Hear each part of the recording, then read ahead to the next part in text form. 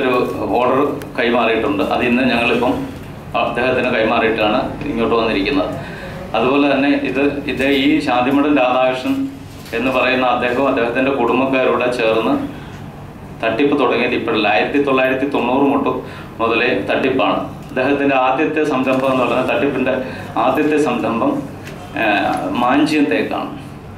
അത് കഴിഞ്ഞ് അദ്ദേഹം ഔഷധത്തോട്ട തട്ടിപ്പുമായിട്ട് വന്നു.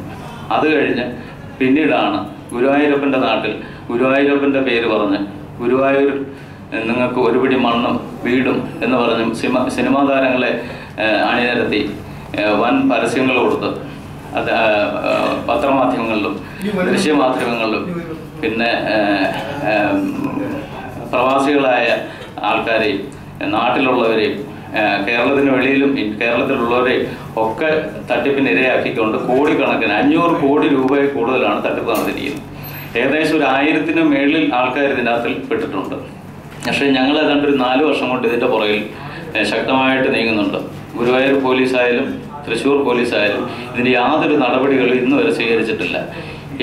ഏകദേശം 50-ൽ കൂടുതൽ കേസുകൾ അവിടെ ഉണ്ടായിട്ടും അദ്ദേഹത്തെ അറസ്റ്റ് ചെയ്യാനോ അദ്ദേഹത്തിന് നടപടികൾ എടുക്കാനോ ഇന്ന് വരെ അധികാരികളുടെ ഭാഗത്തു നിന്ന് നടപടി ഉണ്ടായിട്ടില്ല. ഈ 50 കേസുകളോളം അദ്ദേഹം ഇത്രയും നാൾ 1.5 വർഷമായിട്ട് ഞാൻ ഉൾപ്പെടെ കൊടുത്തതാണ് കേസ്.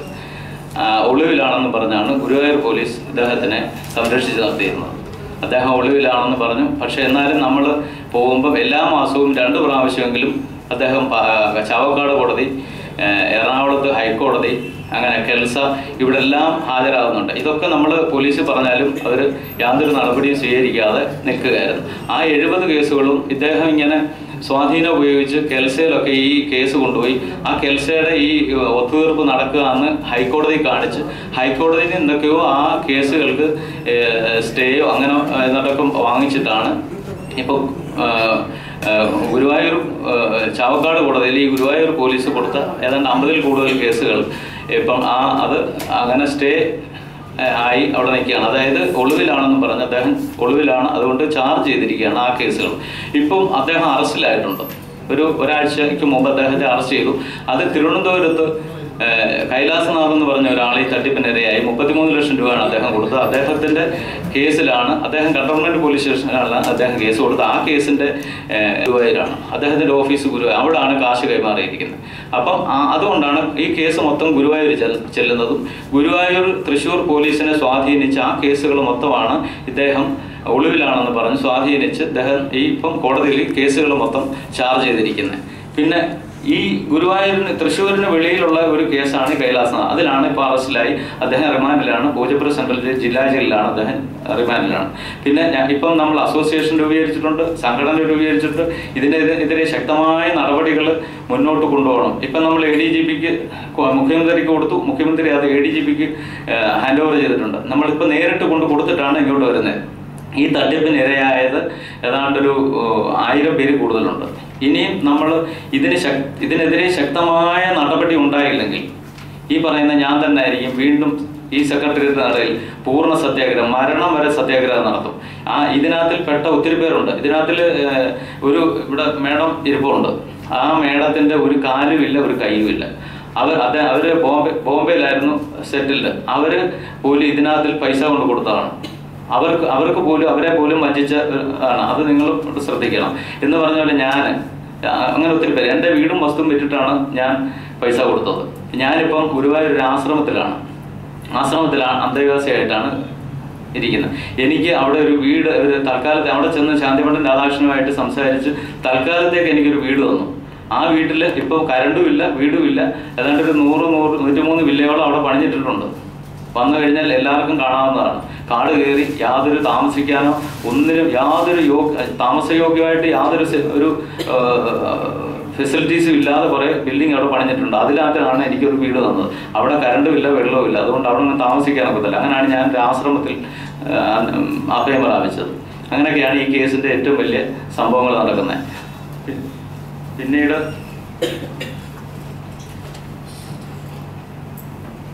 ഇദ്ദേഹത്തിൻ്റെ സംഭവം എന്ന് പറഞ്ഞു കഴിഞ്ഞാൽ ഇദ്ദേഹം വിജിലൻസിൻ്റെ അന്വേഷണം നേരിടുന്നുണ്ട്. പിന്നെ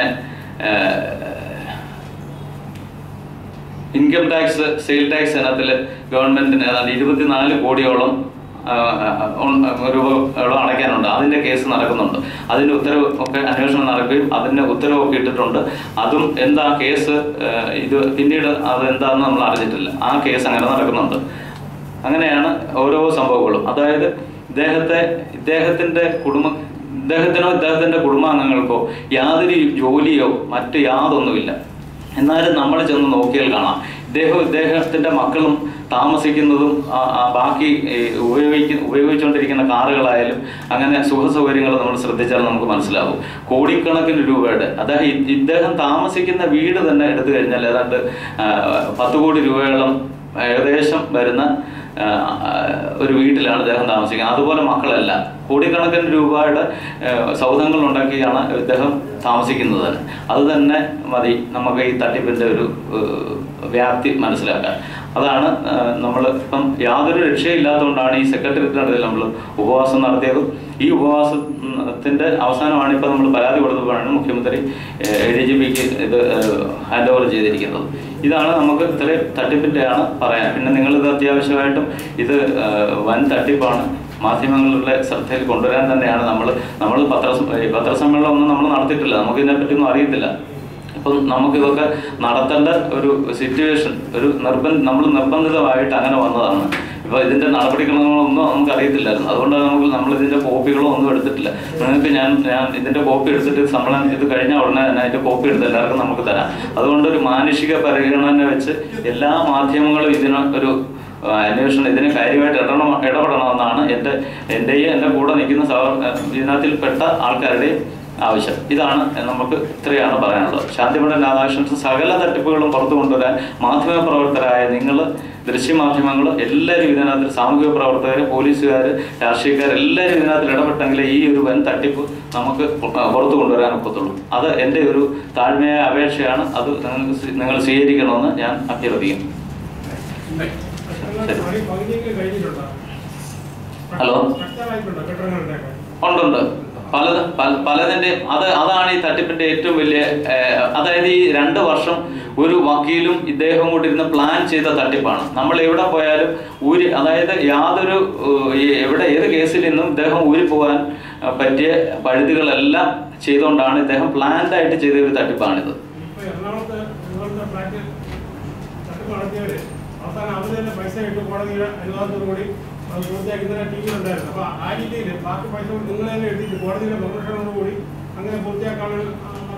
നമ്മൾ അങ്ങനെ ഈ കെൽസയിൽ ഒരു ചർച്ചയൊക്കെ നടത്തിക്കൊണ്ടിരിക്കുകയായിരുന്നു.